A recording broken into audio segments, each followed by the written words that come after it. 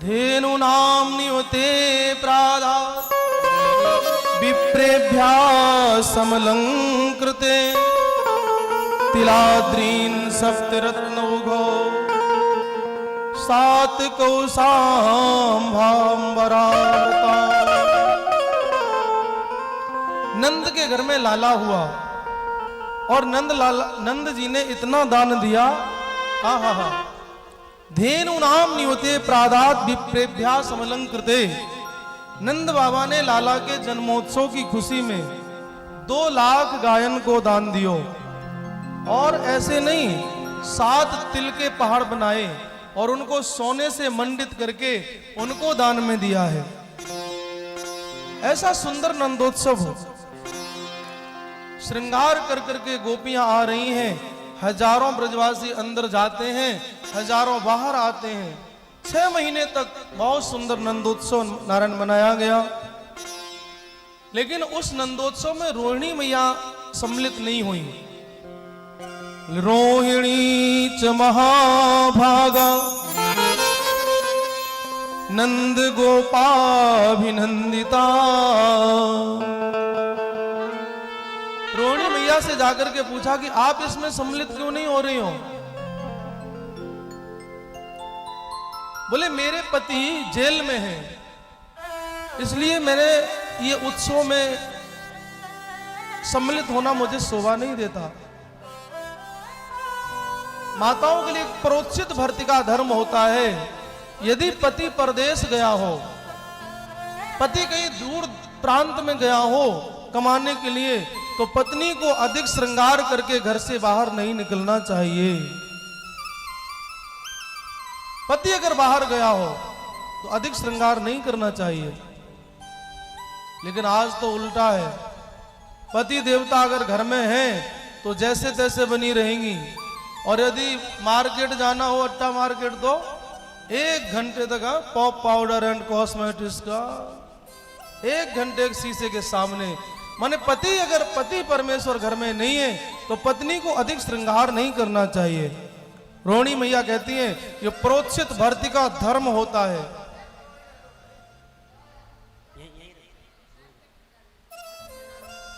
ये प्रोचित भर्ती का धर्म है।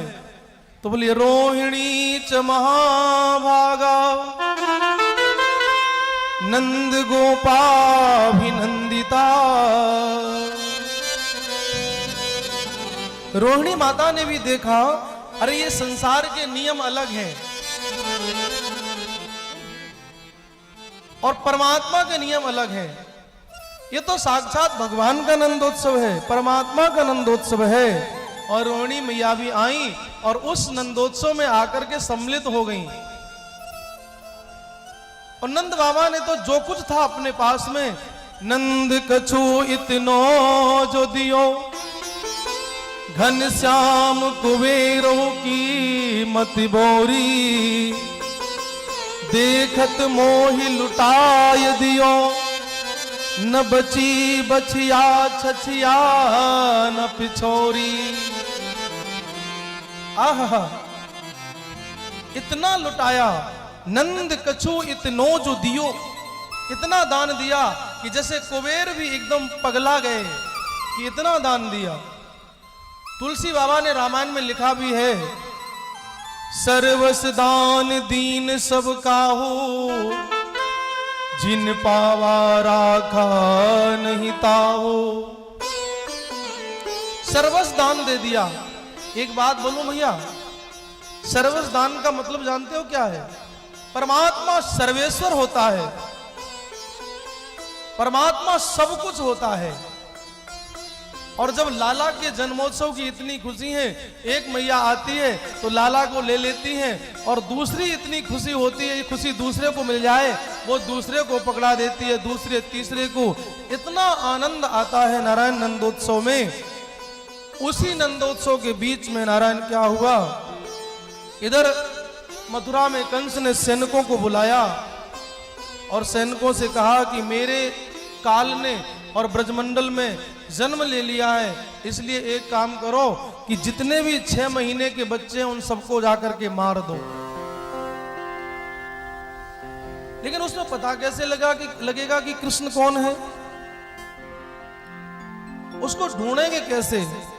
तो इतने में पूतना आई और पूतना बोली कि मैंने एक निश्चय किया है कि मैं जाऊंगी अपने दोनों स्तनों पर जहर लगा करके, और जहां पर उनका उत्सव हो रहा होगा, सारे ब्रजवासी आनंद कर रहे होंगे, लाला उसको कृष्ण को लूंगी और अपना स्तन पान कराऊंगी जहर लगा हुआ, और जब जहर का पान करेगा तो तुम्हारा काल है कृष्ण, वो मर जाएगा। देखिए ये पूतना का काम होता है, माने कथा में जो विघ्न करे वो पूतना का काम। भगवान की कितनी सुंदर लीलाएं हैं, कितने लोग आनंद ले रहे हैं, हजारों ब्रजवासी की बात तो छोड़ दो, सारा ब्रह्मांड जब परमात्मा जब लीला करता है तो सारा का सारा ब्रह्मांड, ये त्रिभुवन नाचने लगता है, सारा ब्रह्मांड आनंद करता है। और पूतना क्या कहती है? बोले लीला में विघ्न करूंगी, भगवान को मार दूंगी।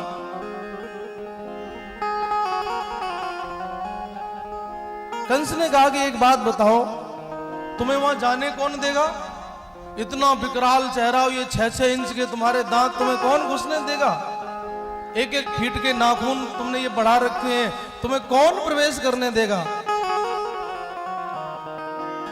इतना विकराल चेहरा। बोले इसका भी मेरे पास इलाज है। बोले क्या? अब ब्यूटी पार्लर में जाऊंगी और एकदम बढ़िया सुंदर श्रृंगार करके पता ही नहीं लगेगा। और बोले इतने लंबे लंबे दांत हैं, इनका क्या करोगी?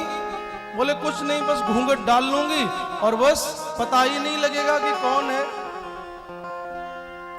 घूंघट भी महाराज बड़ा काम करता है। हमारे भारतवर्ष, एक बात बोलूं, वैसे तो ये घूंघट करना ये हमारे भारतवर्ष की परंपरा है ही नहीं। हमारे भारतवर्ष में एक लज्जा है, माने सम्मान है।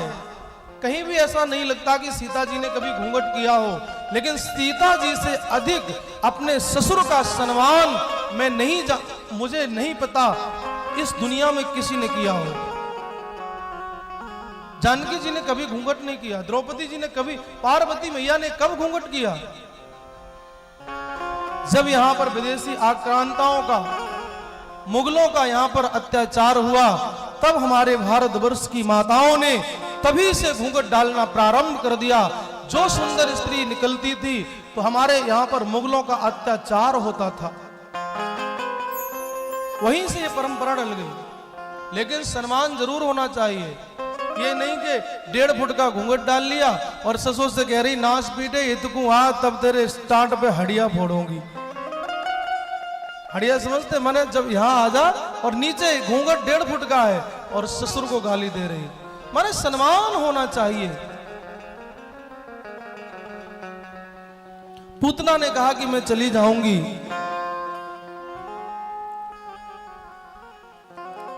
मुझे कोई पहचान नहीं पाएगा। अब पूतना ने नारायण अपने दोनों स्तनों पर जहर लगा करके और वो पहुंची जहां पर हजारों ब्रजवासी आनंद ले रहे हैं, नंदोत्सव मना रहे हैं। और पूतना ने देखा कि सब लोग बाहर नाचने गाने में लगे हैं, तो पूतना अंदर प्रवेश कर गई और देखा, मैया ने देखा कि ये इतनी लंबी चौड़ी, सारे ब्रजवासी बोलने लग गए, इतनी लंबी चौड़ी पहाड़ सी ये कौन नारी आई है? ब्रजवासी बोले अरे भैया कोई होएगी यशोदा, वो मैया के कोई बचपन की सहेली होएगी, या तो कछु पूछेंगे तो है सके मैया को बुरी लग जाए। और मैया ने सोची कोई ब्राह्मणी होगी और मेरे लाला को आशीर्वाद देवे के ताई आई है। मैया ने सोचा कि स्वागत संस्कार करूं इनका। मैया अंदर चली गई और सारे ब्रजवासी नाचने में लगे हैं और पूतना को मौका मिल गया, जहां पर लाला लेटे हैं वहीं पर पूतना चली गई और तुरंत उसने जाकर के लाला को गोद में ले लिया। और जैसे ही पूतना ने गोद में लिया तो देखा नारायण, एक बड़ा सुंदर भाव है। जैसे ही पूतना को भगवान ने देखा तो मेरे गोविंद ने आंख बंद कर ली क्या भगवान डर गए? बोले नहीं। बोले फिर?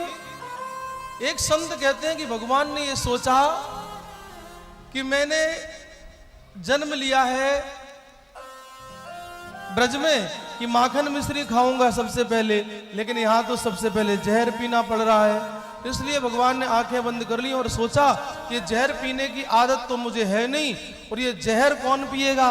तो मन ही मन उन्होंने आंख बंद करके और भोले बाबा का ध्यान किया होगा कि भोले बाबा ये जहर पीने का मुझे अभ्यास नहीं है, इसलिए आप आकर के पी लो। एक संत कहते हैं एक भाव ये भी है, एक आंख में भगवान के चंद्रमा का वास है, एक आंख में सूरज का वास है। तो सूर्य और चंद्रमा ने सोचा कि जो भगवान को दुनिया प्रेम करती है और ये मारने के लिए आई है, इसका तो मुझे दर्शन भी नहीं करना, इसको तो मुझे देखना भी नहीं है। इसलिए सूर्य और चंद्र ने अपने नेत्रों को शायद बंद कर लिया। बड़े बड़े भाव संत प्रकट करते हैं महाराज। और पूतना ने जब लाला को लिया तो नारायण पूत भगवान उसके गले में लटक गए। छोटे से लाला हैं और जैसे पेड़ की डाली पर बालक लटक जाता है, ऐसे भगवान लटक गए। और उसने क्या किया, कन्हैया को गोद में लेकर के और अपना स्तनपान कराने लग गई। और भगवान जब स्तनपान करते करते करते करते दुग्ध पान करते रहे, इसके बाद में भगवान ने प्राणों का वो पीना प्रारंभ कर दिया। और जब प्राण निकलते हैं, सामुंच मुंचालिमिति प्रभासिणी निष्पीड्यमाना खिल जीव वर्मणि। सामुंच मुंच मिति प्रभासिणी माने छोड़ दे मुझे, छोड़ दे, छोड़ मुझे, छोड़। अब महाराज जब प्राण निकलते हैं ना तो श्वास रुक जाता है। जब प्राण निकलते हैं श्वास रुकने लगता है। और ये कह रही है सामुंच मुंच मिति प्रभासिणी निष्पीड्यमाना खिल जीव वर्मणि। और पूतना बोली मुझे छोड़ दे, मुझे छोड़ दे। और भगवान क्या बोले, बोले अरे पूतना मौसी, मुँह पे पकड़नो आवे, मुँह पे छोड़नो तो आवे ही ना है। बोले मुझे केवल पकड़ना आता है, मुझे छोड़ना तो आता ही नहीं है, मैंने छोड़ना सीखा ही नहीं है। एक सही बात बोलूं, भगवान का नाम क्या है, कृष्ण। और कृष्ण में जो नीचे क्री है तो कहते हैं भगवान के उसमें वो कांटा लगा हुआ है। एक बार जो उसके चक्कर में पड़ जाता है भगवान के, तो दोबारा भगवान उसे छोड़ते नहीं है, उसी कांटे से खींच लेते हैं। कर्षयति इति कृष्ण। बोले भैया पूतना का जब भगवान ने प्राणों को पीना प्रारंभ कर दिया और पूतना कहती है मुझे छोड़, मुझे छोड़, तो भगवान कहते हैं मुझे छोड़ना तो आता ही नहीं है। और मेरे भगवान ने प्राणों को पिया और प्राण जब खींच लिए भगवान ने, पूतना का वध हो गया और पूतना पृथ्वी पर गिर पड़ी। और ऐसा एक संतों का भाव है कि पूतना जहां पर गिरी तो 14 किलोमीटर के बाग बगीचे वो सब खत्म हो गए। इतना विकराल शरीर है। एक बात बोलूं, पूतना का जब शरीर जलाया गया तो उसके शरीर से सुगंध निकली, पूतना के शरीर से सुगंध निकली। सुखदेव गुरुदेव कहते हैं राजन परीक्षित, ये बात समझ में नहीं आई, एक राक्षसी के शरीर से सुगंध निकली। सुखदेव गुरुदेव कहते हैं राजन परीक्षित, भगवान का जिसके शरीर से स्पर्श हो गया हो, चाहे वो राक्षस ही क्यों ना हो, उसके शरीर से सुगंधी तो निकलनी ही है।